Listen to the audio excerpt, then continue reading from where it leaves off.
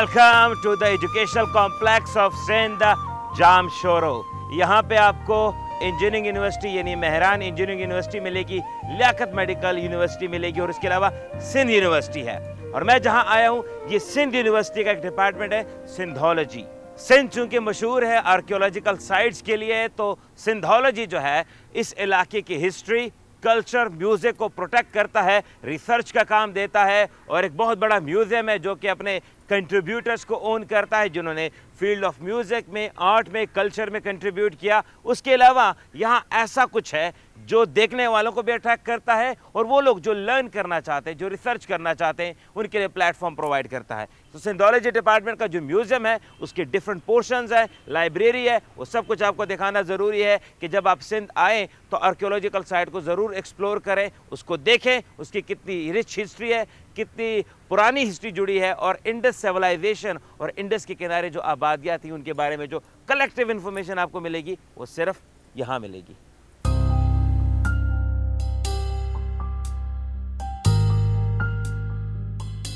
हमारे साथ मौजूद है डॉक्टर इसहाक समहीजो साहब, जो कि इंस्टीट्यूट ऑफ सिंथोलॉजी के डायरेक्टर है university of Sindh.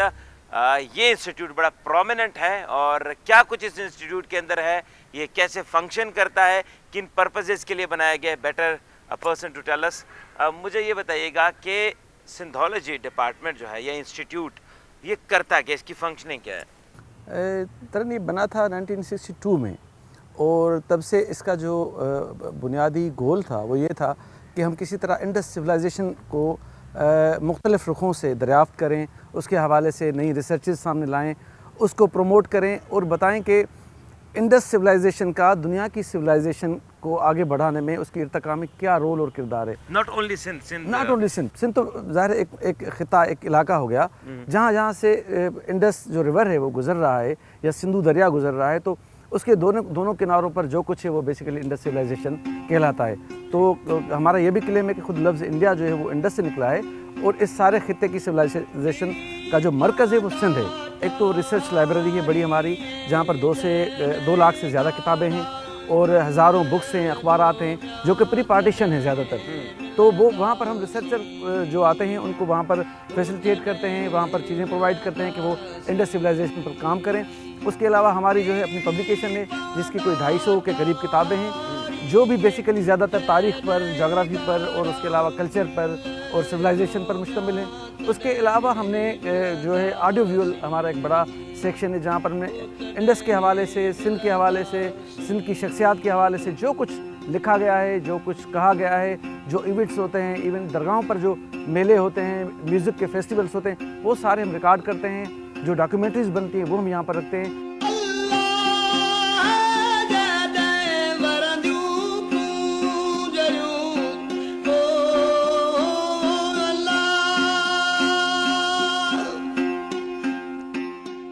Here in the museum और मुझे डॉक्टर साहब ने बताया कि अलन फ़कीर जो कि यहाँ के फोक सिंगर थे और सिंधी कल्चर को पूरी दुनिया में लेके गए, गाया, उनका मुजस्मा यहाँ पे बनाया गया है और वो इस इंस्टीट्यूट के एक एम्प्लॉय भी थे। तो ये बहुत खूबसूरत बात है कि अपने एम्प्लॉय को रिकॉग्नाइज किया है।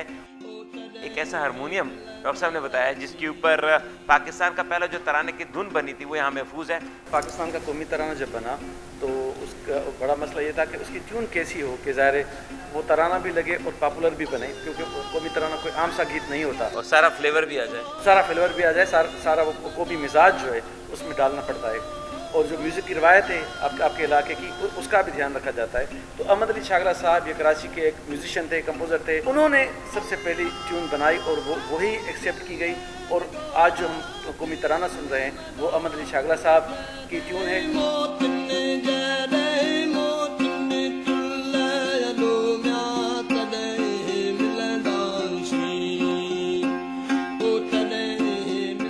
आया काजी साहब है, यहाँ से ये सेक्शन शुरू होता है। अल्लामा आया काजी साहब बेसिकली फ़िलासफ़र थे और बड़े एक रूहानी किस्म के बंदे भी थे और एजुकेशन थे सिंध के बहुत बड़े।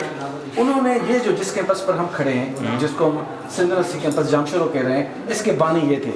पहले कराची में 1947 में जो सिंध यूनिवर्सिटी है उसका कराची से स्टार्ट हुआ था, पहले वहाँ पर थी। फिर इस पहाड़ी पर इन्होंने शुरू किया और मज़े की बात है कि यहाँ पर कोई शहर नहीं था, कुछ नहीं था। इस पहाड़ी को जिंदा करना, इसको शहर में तब्दील करना, इस बंदे का कंट्रीब्यूशन है। ये मुजस्मा हमारे पास शिवाराम हिरवानी साहब हैं, उनका है। ये बुनियादी तौर पर प्रोफेसर थे प्री पार्टीशन। इन्होंने CNS के नाम से कॉलेज बना था शिकारपुर में, उनमें इनका बड़ा कंट्रीब्यूशन था, पढ़ाते थे। और ये प्री पार्टीशन की एक चीज़ है जो कि हमने यहाँ पर डिस्प्ले की था। ठीक, ये शेख अयाज साहब हैं। आपको बताया कि शेख अयाज वादन सिंधी के नहीं मगर बड़े सगीर के जो बहुत चंद बड़े शायर हैं उनमें से एक हैं। शाह लतीफ़ के बाद सिंधी के सबसे बड़े शायर यही हैं। और मज़े की बात यह है कि 50 के करीब उनकी किताबें हैं और इस यूनिवर्सिटी के ये रहे हैं वाइस चांसलर भी।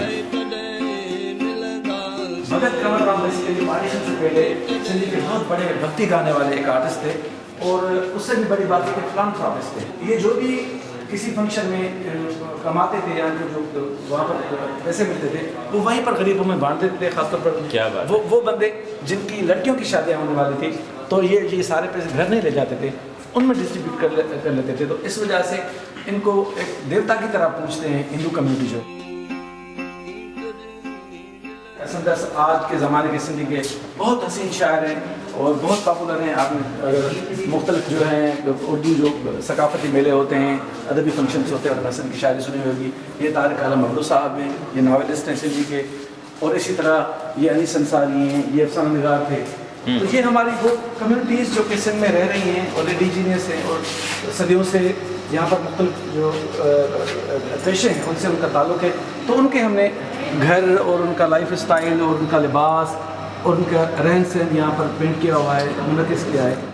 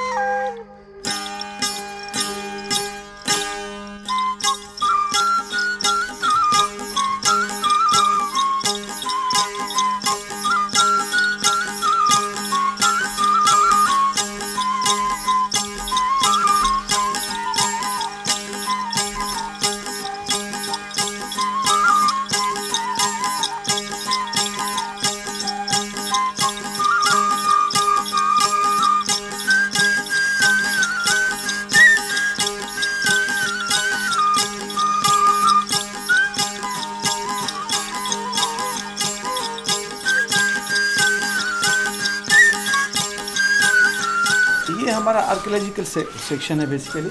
और आपको पता है कि मोहनजोदड़ो एक कदीम साइट है हमारी, तो यहाँ से हम शुरू करते हैं अपने म्यूज़ियम को, क्योंकि मोहनजोदड़ो ही इस तहजीब की असल शनाख्त काउंट होती है।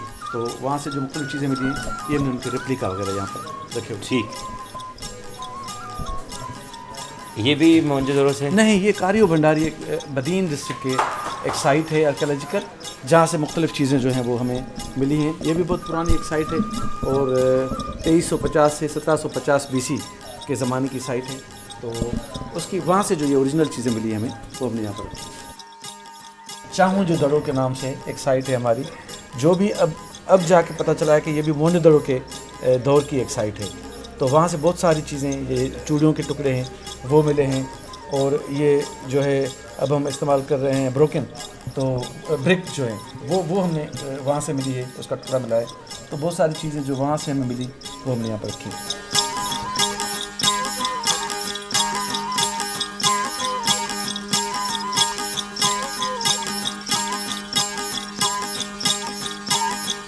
हमारे पास कॉइन्स की एक बहुत बड़ी कलेक्शन है, 500 साल, कोई 600 साल, कोई 800 साल, कोई 1000 साल पुराने। मतलब जो इंडस वैली की सिविलाइजेशन में जो सिक्के इस्तेमाल हुए, जो अब तक पहुंच सके, वो आपने सब यहाँ प्रिजर्व। बिल्कुल।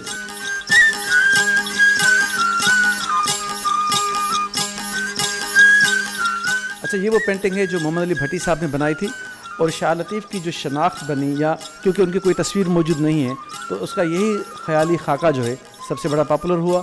ये हाजी अहमद मल्ला साहब हैं। हाजी अहमद मल्ला साहब सिंध के बहुत बड़े एक वो फोक शायर थे, और ये वो शख्स हैं जिन्होंने सिंधी में कुरान शरीफ का मंजूम तर्जुमा किया।